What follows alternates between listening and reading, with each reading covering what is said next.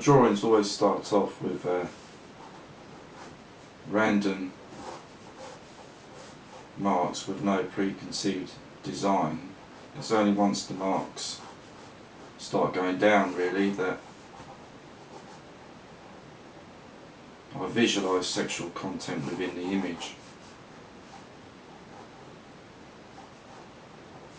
People say sometimes, why do you do it this way? I think part of it, there's the challenge of not knowing really, and also the fact when you develop an image from nothing at the expense of realism, or the loss of realism should I say, you gain an originality of the content, because it's a found image, not a designed image. It's not had preconceived compositional development, so it is purely, I don't suppose I can say accident, more of a discovery really.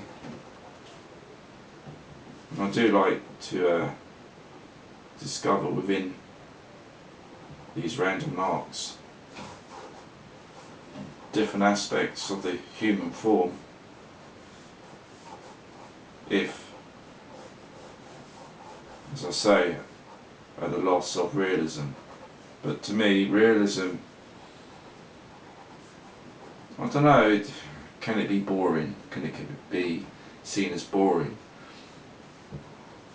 I suppose that would be too critical of realistic art, which is not the case, because I love all forms of art,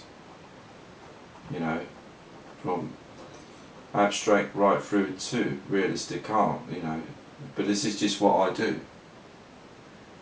There should be no need to explain how you create art. It is what you want to do. I mean, this image itself is now becoming a woman naked, breasts exposed, vagina exposed, and the fun is you can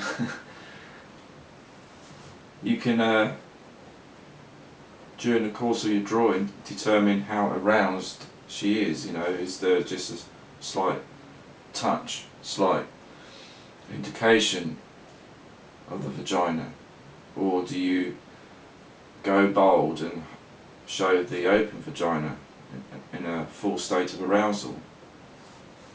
The odd thing is, those sort of decisions not only determine the finished result, but determine your audience. The amount of people that want to view or are willing to put on their walls very graphical erotic art is far more limited to that of the tease, where there's a suggestion of arousal. And what that would possibly indicate to you is, I don't give a stuff. Basically, I've got to do what I want to do. And there is always a danger element of being too rude and limiting your market and this, that and the other. But it's basically the woman's body or the man's body in the full state of arousal has more energy than the relaxed state. So it suits my working methods, I suppose. That is part of my argument. It suits my working method.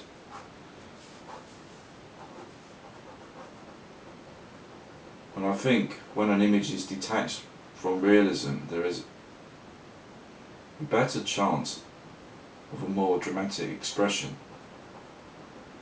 This drawing in itself may not end up a finished one, but it has an energy about it that you cannot touch through realistic showing.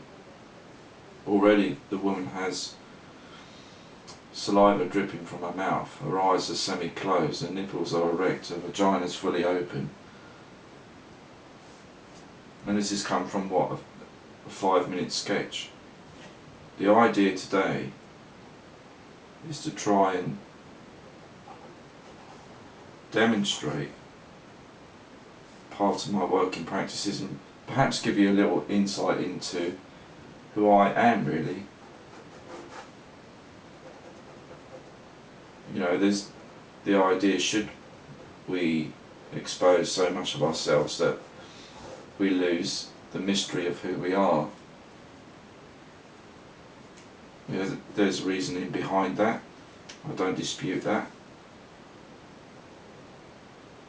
but I've realised that people see my art and judge me on my art, right or wrongly. I'm trying to see if, by exposing myself to the camera and open to question,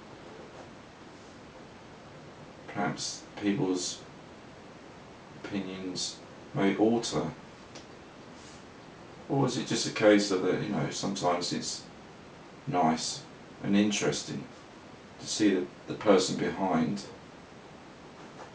the art. I do. I like looking at other people's sketchbooks, I like watching other people's documentaries, I like people talking about art.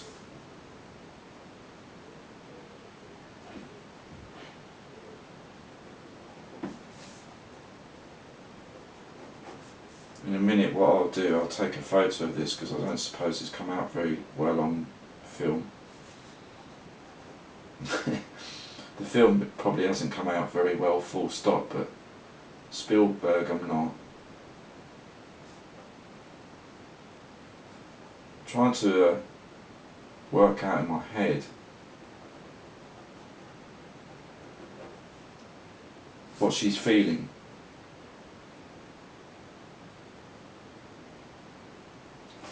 It's a weird sensation when you create a drawing out of nothing.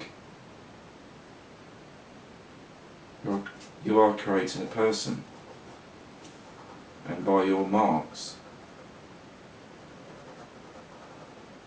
you're creating a personality, I suppose. And you feel some sense of responsibility.